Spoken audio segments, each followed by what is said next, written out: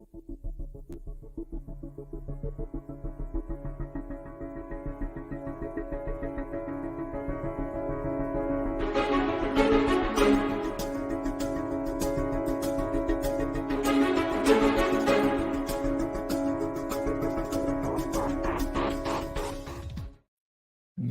are back. We're live again, Stephanie, and it looks like it's you and I to begin Happy this. New Year, Zach. So, yeah, Happy New Year. It's a wonderful year to get started with. I was lucky enough to where my son joined me from Japan, which was great. Didn't know he was in the States, and all of a sudden he's at my front door. I'm like going, well, that's odd. So, but that really was great. Hey everybody, the beginning of the year does bring up something that I'm very, very proud of, and that means that we are beginning to talk a lot about the 22-hour podcast. It's 22 hours to where we, as citizens of this wonderful nation, get a chance to talk and discuss how we can help those who have wore the colors of the United States, who have put on the 1% who has given the oath and taken that oath and are now struggling within the United States. If you are someone who offers anything to those who are struggling, if you have a story that you would like to tell, if you have a solution to people's problems, we invite you to come and join us on February 22nd, where I begin at 4 a.m. East and go until 2 a.m. East. Or for us here in the mountain range, like myself and our guest today, I begin at 2 a.m. and we go until midnight. We talk about mental issues that lead, unfortunately, to suicide. So join us this year for the 22-hour podcast where we talk about our community mission to serve our veterans. Stephanie, how are you doing? Didn't want to unmute. I was going to say you and that mute button are having issues right now. Yeah, we're fighting today. I'm doing really well. I'm happy to be here. Happy it's a new year and lots of impact to be made. I know we have a great lineup of, people for Footprints Forward and leading all the way up to that 22-hour podcast, which is going to be so impactful with those that you're going to be presenting there. We started this show May 1st of last year. So this is our second year. This is, and instead of doing what they do on, real TV shows to where it's, our season starts. No, our season starts today. This is year 2, episode 1. And we've got a wonderful story that's joining us today. A wonderful story, and she was able to stand up after a tragic loss of her son, and she's working on building something very, very special, and I'm excited for her to be able to tell her story and the lead up into Tomorrow Needs You.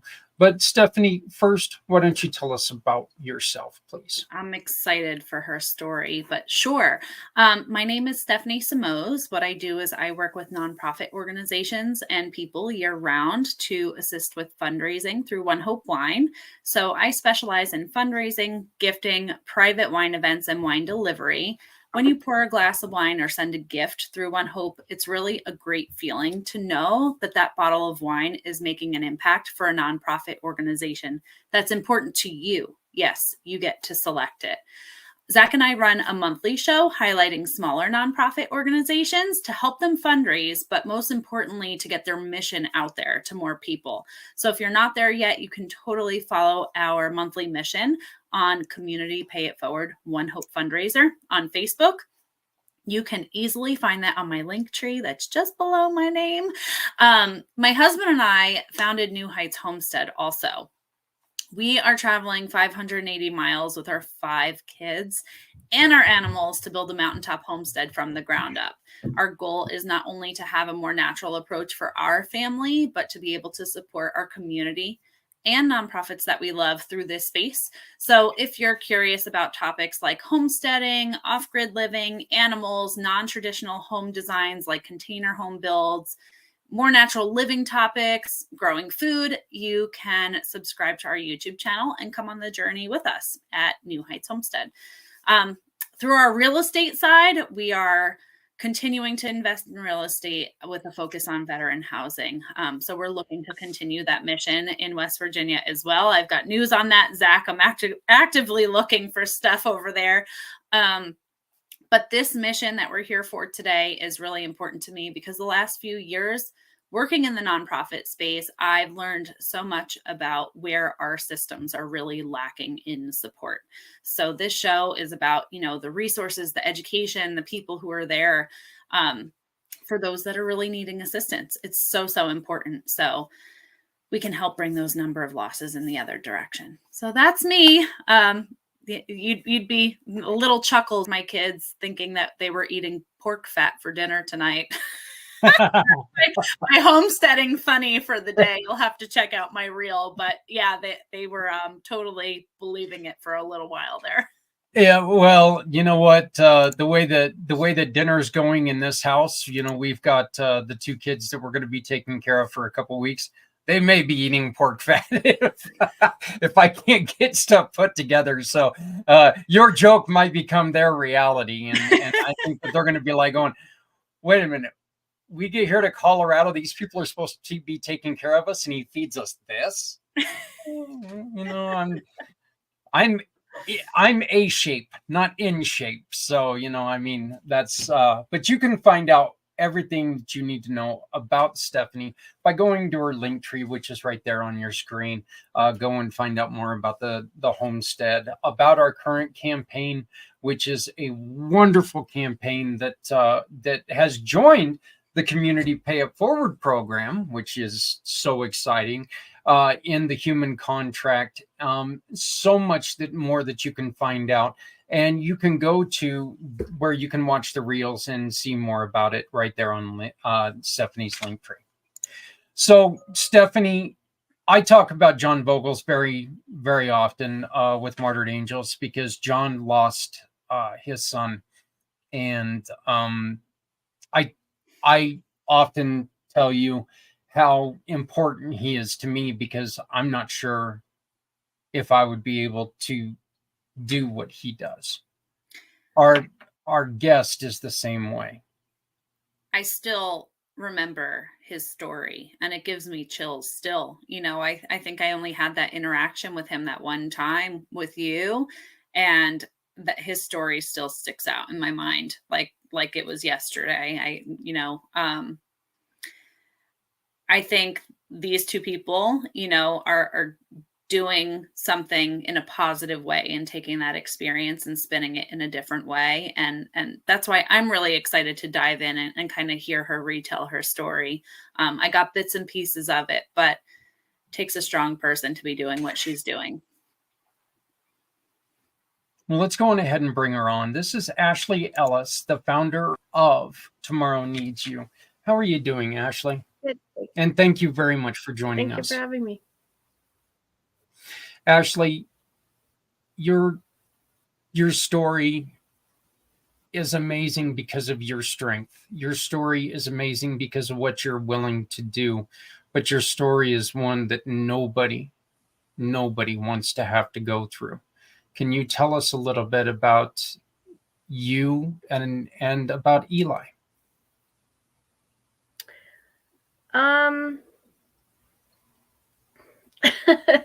I don't mean to belittle myself, but I feel like, I don't have a whole lot to tell you about me. I went to school for psychology, but I haven't ever used it. I originally was going to go into school counseling, and then by the time I got out of college, I was looking at going, the schools don't have any control. The parents don't have any accountability. I don't think I want to be a school counselor. So I didn't ever pursue that. But I've done a lot of, things over the years with youth in different capacities and whatever. I've been divorced for almost 18 years. So I raised my kids by myself for the most part. And, that comes with its own challenges. And Eli is my firstborn. And I have a daughter, Gabrielle, who just turned 21. Eli was like go from the very get-go. Like that child had one speed, and it was full throttle.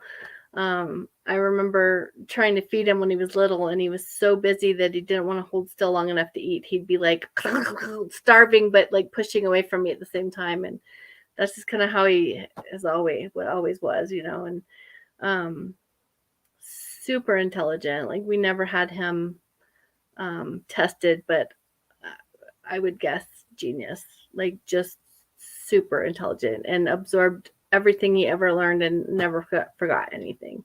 And I think sometimes that brain that goes all the time is kind of maybe what led us to where we are. But August 14th of 2020, I lost him to suicide.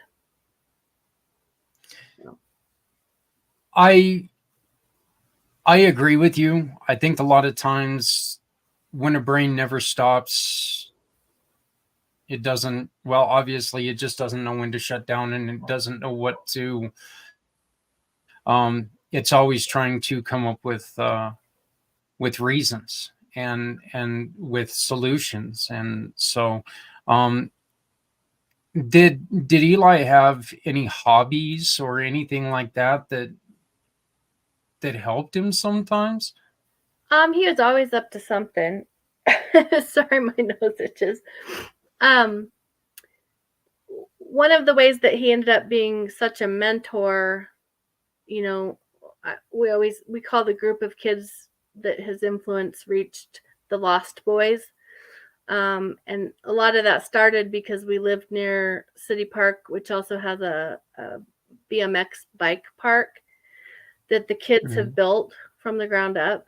And he was always over there building jumps and perfecting crazy, stunts and wrecking and all that comes with that. And so he did that, and he was always rebuilding his bicycle to make it better. And like I said, he mentored all those kids. I always came home and there was bikes upside down in the driveway. And the kids were mechanicking on them and whatnot. And he was a sharpshooter in 4-H. Both my kids made state, and both of them actually made nationals for shooting sports. Eli always kind of wanted to go into the military. That was his dream. But when he was in high school, he got in a collision with a car on his bicycle and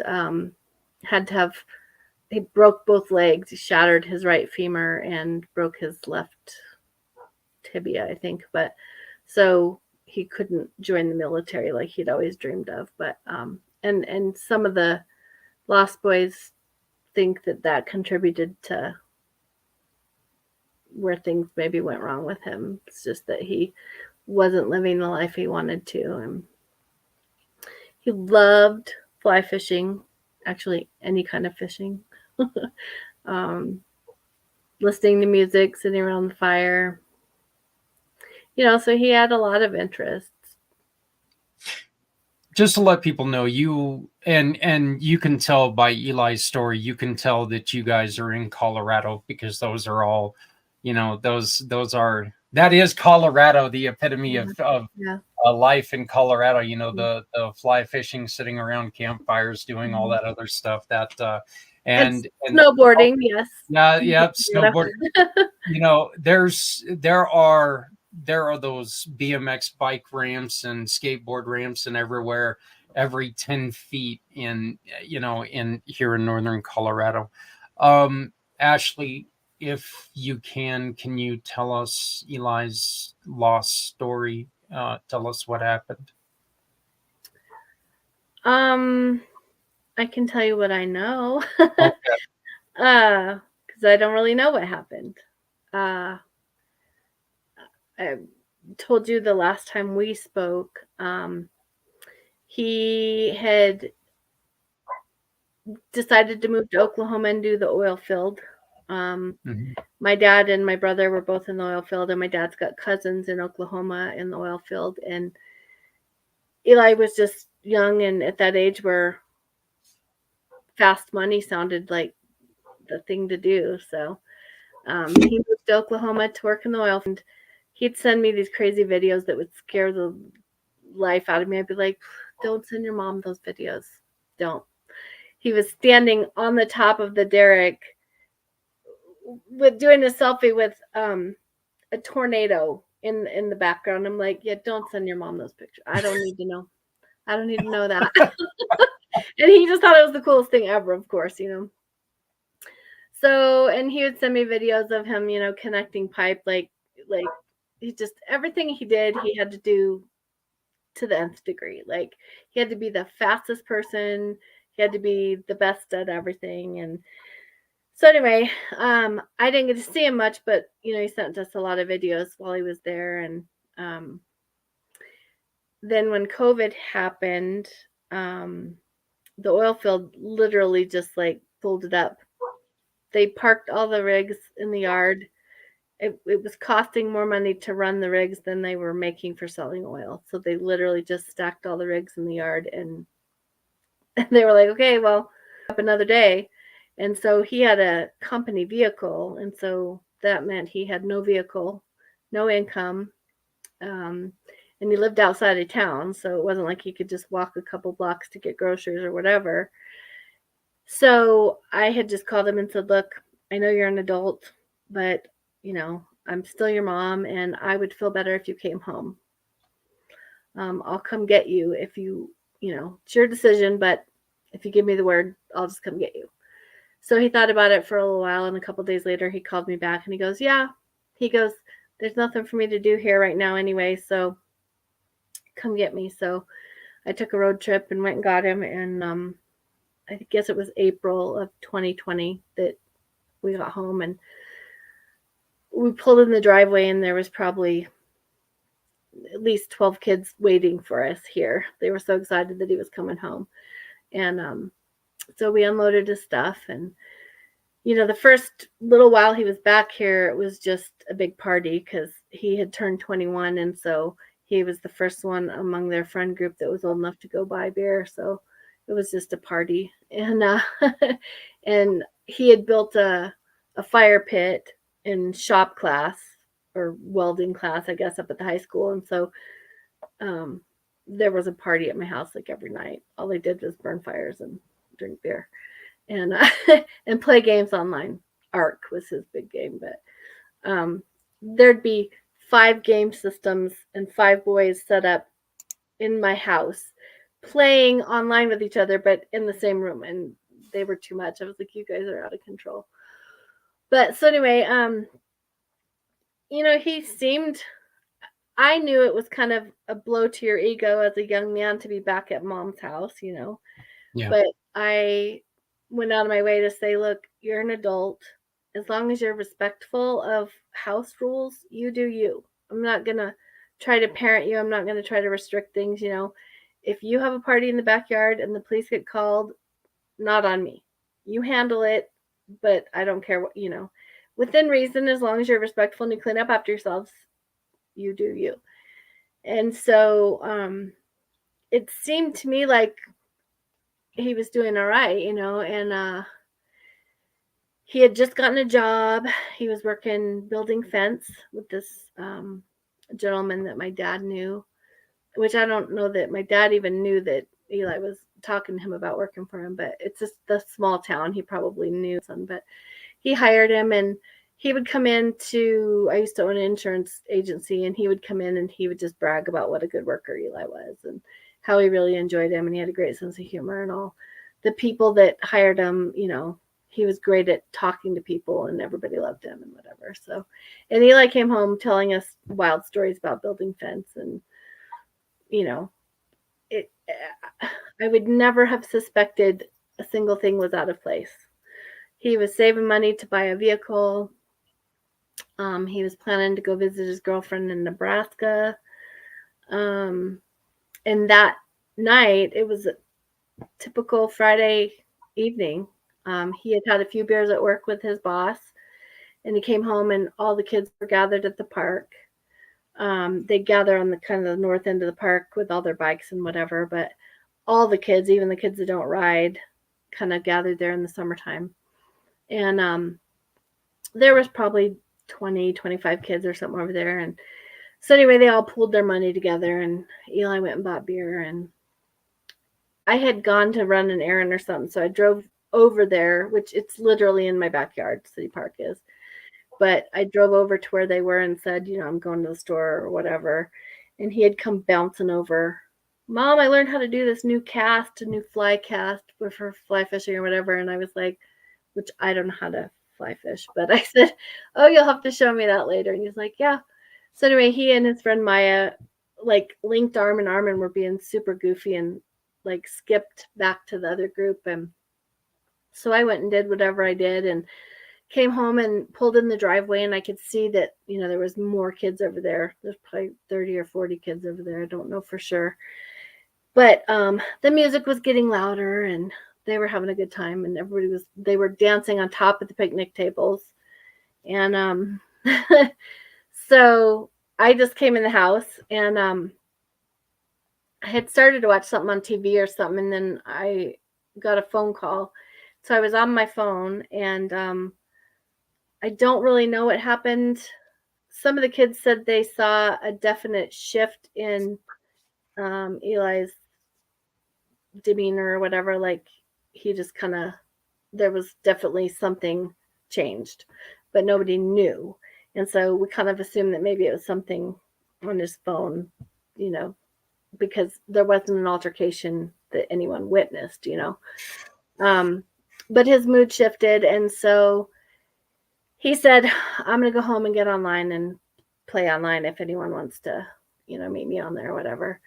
So, literally went from dancing on the tables to I'm going to go home now. So he started across the way, and my daughter yelled at him because he had his jeans on, and he got hot. So he had taken his jeans off, and he had shorts on underneath. Well, he had we're an open carry state, and he had a holster on his pants. And Gabby said to him, don't forget your gun.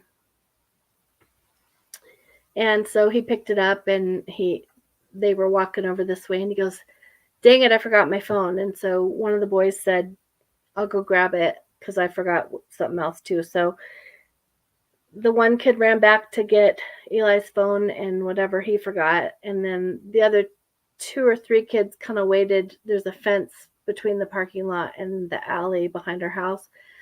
And so they kind of waited there for him to catch back up. And so Eli proceeded by himself home, which I often think to myself, was that small window of opportunity, because if there would have been someone with him, I don't think he would have done what he did. But so he walked in the back door past me and went in his room and pulled the trigger. And I actually didn't hear the gunshot. I don't know how I didn't hear it, but I didn't. And then, but the other kids had caught up, and when they got to his room, then, there was a commotion and yelling. And I'll never forget, one of the boys screamed, Mom, Eli has blood coming out of his ears. Well, my brain didn't immediately go to suicide. I just thought, because he's been hit by a car, and I always say he had 9 lives. But I just figured he hit his head on something when they were over there goofing around or whatever. So I didn't hang up my phone. I just kind of said, hang on. I threw my phone. So I went to his room, and, it's like everything just kind of goes hazy. I could see him on the floor, and I could see blood, but I still hadn't put it all together. And then I saw his gun, and then it was just like, it just took my breath. Like, I just fell to my knees and I said, sweet Jesus, why, you know? And most of the rest of that night is a blur, but I just never, ever, ever saw it coming, you know? So I don't know what Ashley, happened, honestly. I think the one thing about your story that is um, very apparent is there's a lot of people who say that there are warning signs, and I think the one thing that you've talked about and made very abundantly clear is that, you know, there were no warning signs to this. Um, so, you know, that theory that there's always a warning sign, I think that this is proof that there's not. Did he have any problems when he drank? And I don't want to imply that he was drinking too much or he was doing anything like that. This is just a general question. But did he ever have that problem where when he got to a certain amount, he started to get a little dark, or was it just, or was there always an even keel to him when he was drinking? I never saw that side, but after the fact, some of his friends told me about a couple of other times that he drank, and he did drink too much that night. The autopsy report showed that he had had a lot to drink. There weren't any other drugs in the system, but he had had a lot to drink. And I think it was just a split-second decision that he couldn't take back, honestly. You know, I think he had some demons that he hid from us. I think he was very good at making people think that everything was fine when maybe there were some issues he was dealing with, but he never let on. What steps have you had to take with your daughter? Because I know that you mentioned your daughter as the one who she felt guilty because she reminded him about his gun. What steps have you had to take for her and to reassure her this isn't your fault? You know, this isn't on you. Honestly, I I pray for her a lot. She doesn't talk to me about it. I only know that because of another kid that was at the park. She didn't tell me that. After I heard about it, though, I did, because we have this ongoing agreement that I don't have to be her person and she doesn't have to talk to me about it, but she has to talk to somebody about it because she also refuses to do counseling.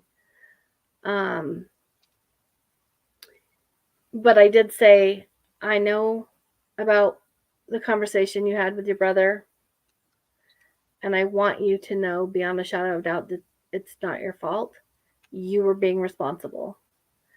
I understand how you could question that, you know, because if he hadn't had it, he couldn't have done it. But he made this decision. This is his fault and his fault only. You know, and she and I just have this agreement that she can just come in my room if she's having an anxiety attack or having a bad day or whatever. We don't have to talk. She just comes in and sits with me, and that's what we do. And she doesn't talk to me. So, and I tell her, I'm like, you know, it takes everything in me to not wrap you in bubble wrap and put you in a room and not let you out in the world because of everything that's happened. Because I lost a baby boy between the two of them previously. And so then losing Eli, I just feel like, you know, she's all I have left. And I told her, I said, I try really hard not to put that on you, but you have to be aware that I have that I deal with. And so if I get overprotective of you or whatever, that's why. And I'll try not to. But so as much as I hate it, I don't really even know where she's at because we don't talk about it. I'm just here for her physically. Stephanie? I was actually going to take the question in a little bit of a different direction and just ask, if he had any signs of like depression or anything else, and nothing to do with like the situation that day, but Mhm. if there were any other things that maybe he might have been battling earlier in life before all of this. Well, he had ADHD. He did not like the way the meds made him feel, so he didn't like taking them. Um, his dad and I were divorced when he was in second grade, and it was really hard on him. And in spite of the reality, he thought his dad walked on water, and so I went out of my way to not take that away from him. Like, that's your dad, and you guys have to have a relationship. And but his dad didn't offer the same respect, and so there was a lot of bad mouthing me at his dad's house, and um, kind of a lot of pressure from his dad on different things. Like when he made it to nationals, there was a small scholarship involved that would help him with expenses as far as hotel and stuff when we went. And his dad told him that if he wanted him there, he had to pay for him to go because he couldn't afford to. And just some stuff that I didn't think was right. A lot of pressure on him, and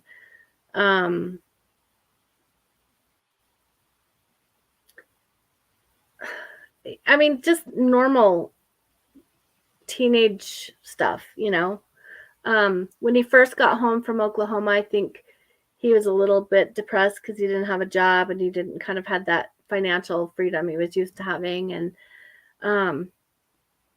he bought himself a set of silverware, like one set, like one fork, one knife, and one spoon that he used all the time because he didn't want to have to do dishes per se. So that was his way of dealing with it. He always just used the same thing. But so he had this rainbow colored spoon that he would sit in his room and he would watch Grey's Anatomy and eat ice cream out of the pint, And so my daughter said, "Are you having your quarter life crisis or whatever?" And so we used to joke about that he was having his quarter life crisis. But I mean, he laughed about it. And, I mean, there were little things, but nothing that would lead me to think that he was ever in that spot. So.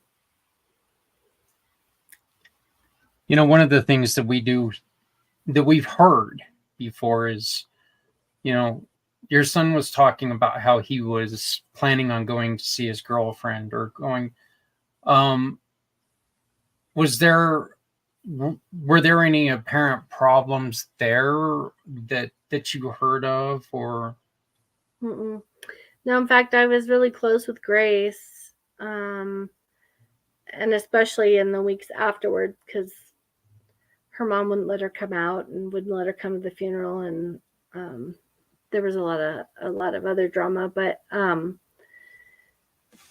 he had been kind of quiet to her that day. But she said, when he was at work and especially on a Friday night hanging out with his friends, that she might not hear from him till later. So she didn't think that was weird, but she hadn't even heard from him. So I know they weren't fighting or anything.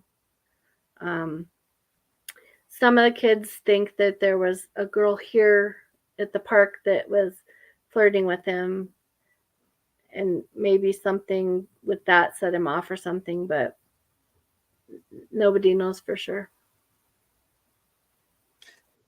It wasn't an obvious thing. I know you mentioned that accident too, and I can kind of took me back to an accident that I was a passenger in a really bad accident when I was a teenager that kind of shifted a lot of things for me. And I think that sometimes that can really affect your mental state too. Were there like residual things from that accident that may have affected him also? I don't know if he had any pain from it or anything like that. He had a really high pain threshold anyway, and he didn't complain about stuff like that. But you could feel the bolts under the skin in his ankle and stuff. And like I said, he was not able to go into the military because of that. And so it kind of changed the trajectory of how he saw his life playing out, I guess. And He some was of the successful. He had such a great job going for him at that time too. I'm sorry. Go ahead. Continue, please. Yeah. I mean, and this child could weld and he could run a backhoe. And I mean, he just. And that's awesome. A lot of kids don't get that. You know, he had his mechanic certificate, and that's how he started out in the oil field. Actually, was in Wyoming. He was mechanicking on all the trucks, but then he got the itch to roughneck. But so, I don't know. Well, Ashley, you have taken this very, very tragic moment in your personal life, and you've started an organization. You've actually started two organizations, but one of them called Tomorrow Needs You. You have your YouTube channel, and you've recorded a 2-minute video I would like to share with people. Is that okay with you? Yeah. Okay. This is the video that can be found on Ashley's YouTube channel, and I ask everybody go and check it out. And we're going to get more into Tomorrow Needs You as soon as we're done with this video. But please, it's 2 minutes long. If you got 2 minutes, just stick around and watch this with us. If I can press play, of course.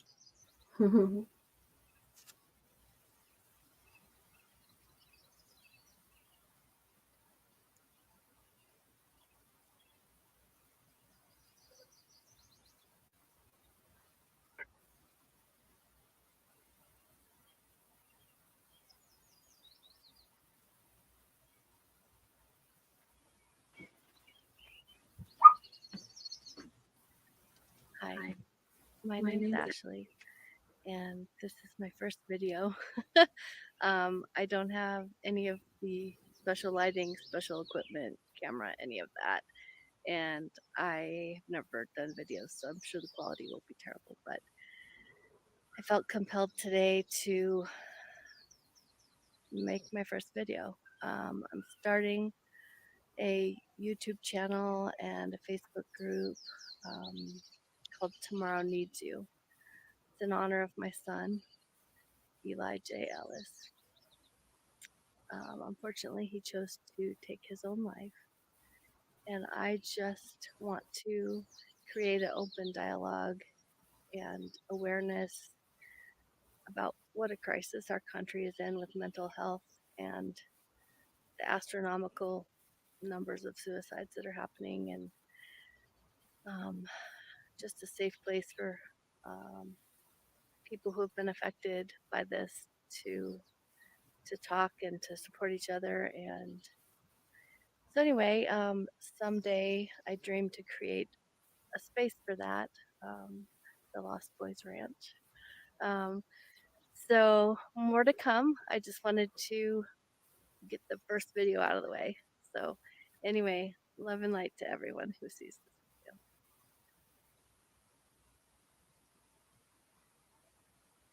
Sorry about that. I was like, maybe Zach froze. No, I had to run and I had to run and let my dogs in. They were freezing. Oh. So sorry about that. But was that the park? Yeah, that's the bike park that I was talking about. Yeah. It's called Sherwood. The boys call it's been Sherwood since my brother was younger. Everybody, I mean, it's been here for a while, So again, I do apologize about that. You know, I got one dog out there barking a little bit, and apparently she was cold. Tell us about your plans with Tomorrow Needs You. Tomorrow Needs You is just kind of the umbrella that I want, over my. I would like to eventually reach more people to be able to be a grief coach for them. Ideally, someday, if I could make a living at it, that would be good. So I don't have to spend 8 hours a day on the concrete floor doing what I'm doing right now. But it basically just oversees that aspect of it, like the suicide awareness, grief healing, the concept that you can heal from grief, that you don't have to live in the thick of it forevermore. Because I know somebody presenting that message while I was in the thick of it, what gave me hope that it wouldn't always be that bad. So. What are you, and I know that you're in the very, very beginning stages of this, but you do have a couple things that are out there for people to go and check out. Like you can go to Tomorrow Needs You on Facebook, TikTok, Twitter, and Instagram. You can go and check all that stuff out. Or once again, you can find the information, the video that I intended for you to see. The video I intended for you to see, you can see at Ashley's YouTube channel, which is Ashley Ellis on YouTube. At Tomorrow Needs You is where you can find that. You can always send Ashley an email at tomorrowneedsyou98@gmail.com. Ashley, what are some of the things that you need in order to get started? I guess initially just kind of networking. People have to know I'm available to be able to contact me. I did reserve like a domain for a website so that I could have, links to all that from one place. But I don't really know what I'm doing. I go to YouTube University for a lot of things, but I haven't done web page building yet. So eventually I hope to, create a cohesive website that can take you to all the different, and a lot of what we do, I try to be really uplifting. I'm also really real. Like, I'm not the person that's going to put a smiley face on and pretend everything's fine when it's not. I feel like you have to be open and honest about the grief process. And like my mom's generation did the June Cleaver, everything's fine face, and I'm like, I'm not about that. But we do, and I think some of the TikTok and stuff is, and I share on all of them, but that's kind of where I've been trying to focus on. We do hashtag shenanigans for Eli because he was all about crazy things and pranking people, and so we try to just do fun, silly things that he would do to keep his memory alive. And so that's the message I try to put out there is, I'm trying to shine his light so he's not forgotten. And in the meantime, help other people be able to get to that space. What's the first thing that you tell to a parent who's reached out to you? What's the first thing that you tell them? Breathe. Do you do that? Oh, you forget to breathe. You hold your breath a lot. And, it feels like the whole way the world is sitting right here. And even when you try to breathe, it's hard to get a full breath in. And your fight or flight mode is on go all the time. And so if you make yourself consciously slow down and do slow breaths, it helps your autoimmune or whatever whatever those reflexes are, but it helps you calm your system. And I don't know how many times still somebody can say, take a breath, and I'll be like, oh yeah, so breathe, self-care. You're not alone. There's no right or wrong way to grieve. Stephanie? So one thought that kind of came to mind is grief comes in kind of different forms, different situations. Are you kind of open to working with anyone, any age that kind of comes to you? Or is there a specific niche that you're trying to focus on? I feel like the whole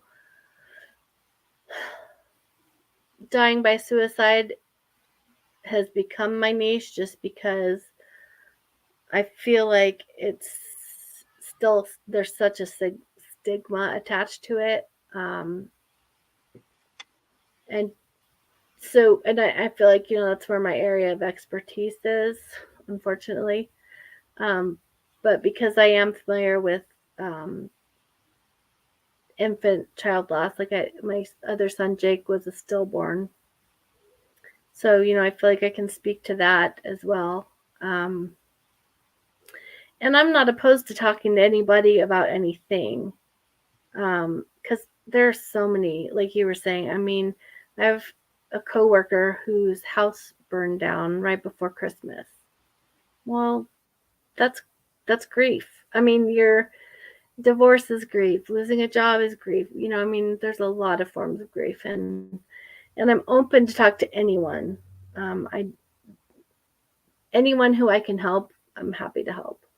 But I do feel like, I probably have more insight as far as the whole suicide situation.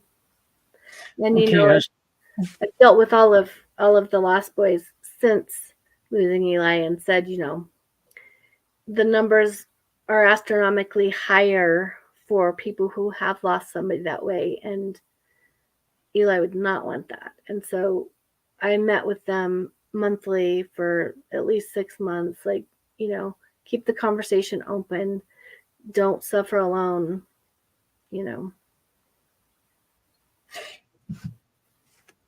how and I want to get back to the question I was going to ask you, but you brought up the Lost Boys. How are they taking it? How are they? And I hate to juvenile this, but how are they accepting this? How are they turning this terrible, terrible tragedy into a life lesson at their young age? I think that answer is different for every one of them. And a couple of them have lived with me since losing Eli, and because they weren't doing well at all at different points. And some of them have kind of stepped up to be that kind of leader, mentor that Eli was. They kind of feel like it's their job now. And that's kind of the focus. One of them has gone off the deep end with aquariums, like he now, and that all started because I gave him Eli's aquariums after he passed away, because they kind of shared that, but Trapper's taken it way farther than, I shouldn't have said his name, but way farther than Eli ever even did. In fact, Eli's entire room is wall-to-wall aquariums now, which I think is fitting. That was another hobby of his. But some of them I still really worry about. Some of them are not handling it well. And some of them have even admitted they're not handling it well, and that they stay drunk, or they stay high, or they do destructive things to not deal with it. I did mention to you that John has told me before that with the loss of Bladen, he walks around with what is akin to the worst case of heartburn every day. What is your feeling? Like, what is the one thing that you feel every day when it comes to the loss? And I ask this question because I really want kids to understand what parents do go through. Mm-hmm. Well, and it's funny that you should say that, even because some of the boys, not all of the boys are boys, but they're the Lost Boys, so I refer to them as the boys. But some of them have actually said, especially after losing Eli, that they had thought about joining him, in their own words. And that one of them specifically said to me, I could do that to my friends. I could do that to my parents. I couldn't do that to you. So they've seen firsthand what it does. There's not a day, probably will never be a day, that I don't think to myself, what did I miss? What could I have done?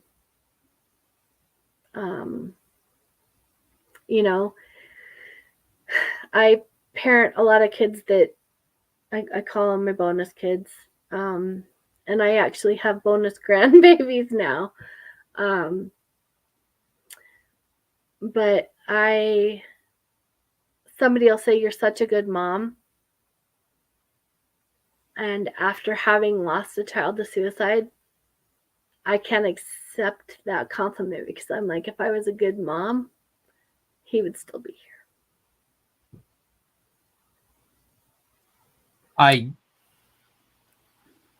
think that those kids are right, because if they're still sticking around and they're still finding strength in you, I think that proves your strength as a mom.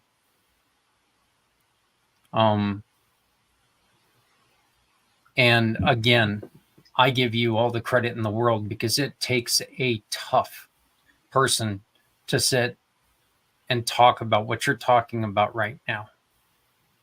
It takes someone a hell of a lot stronger than a lot of people can be. So I'm going to ask you not to take that away from yourself, because I think you are a really good mom, and you need to stay strong for everyone. And I think that there's so much value in what you went through. Do you ever say to yourself, Eli,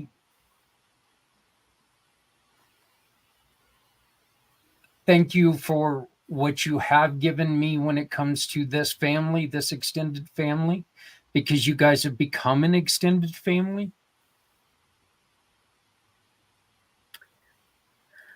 I guess I haven't really thought of it that way. I mean, I am grateful for them, because I don't think I would have made it through this without them, and vice versa, probably. I'm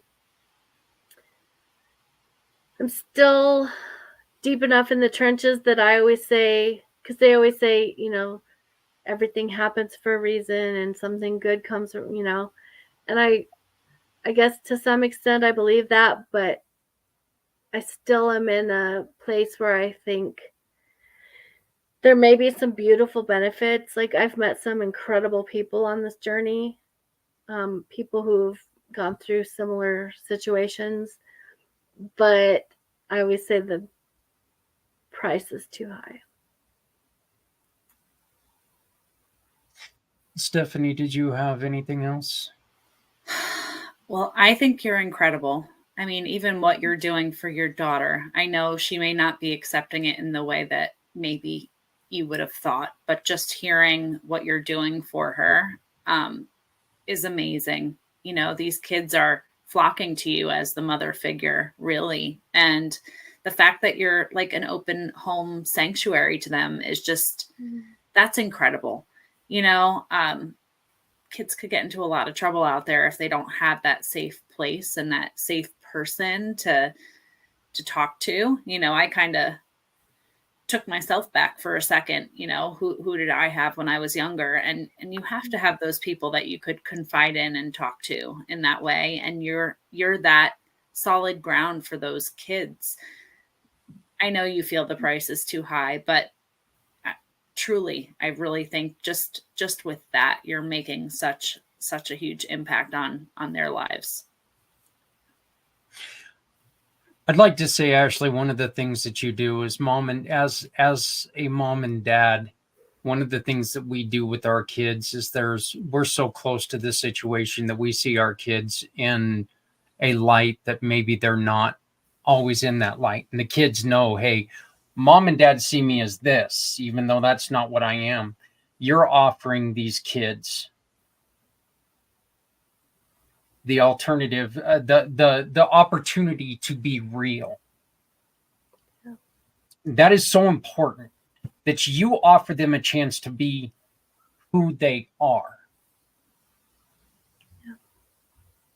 And I think that's so tough when it comes to it, because again, this is all brought upon by a devastating loss.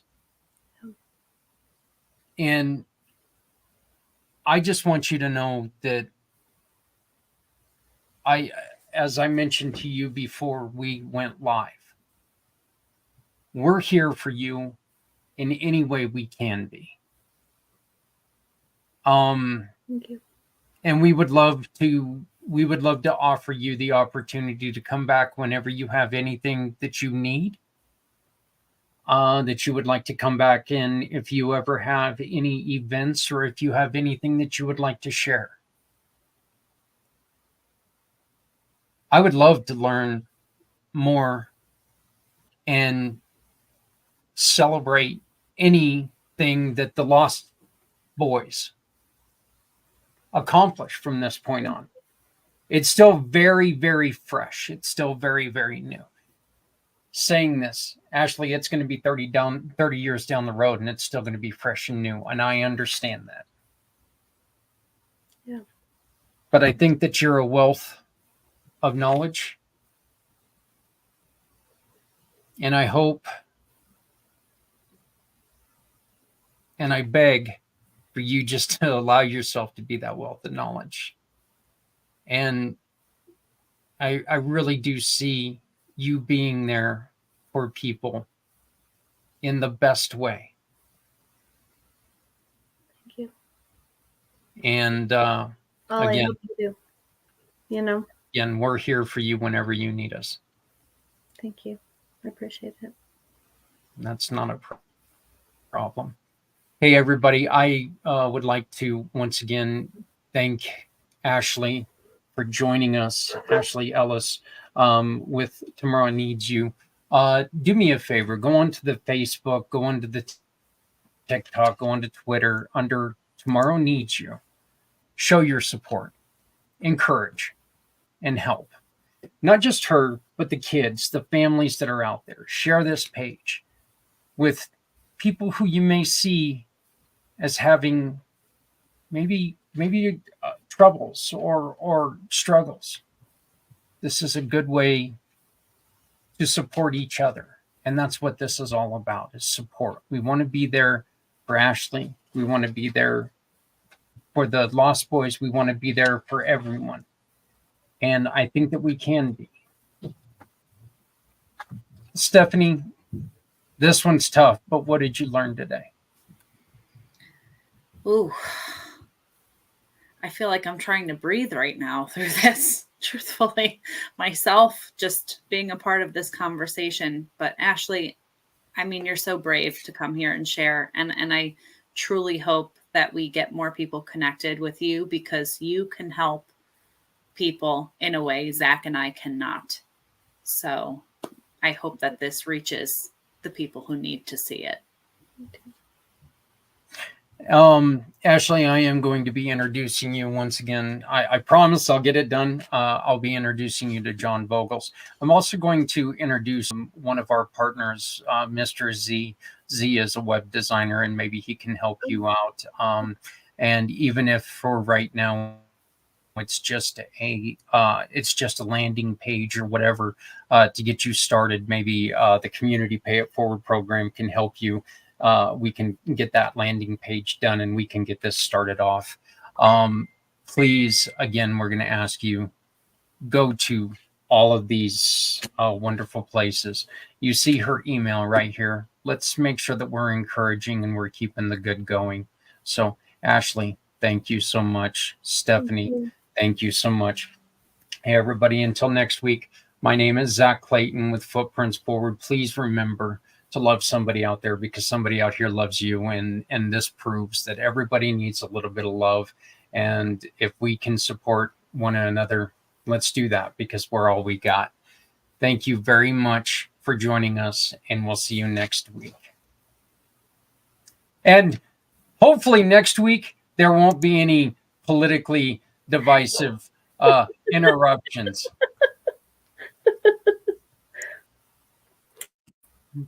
I think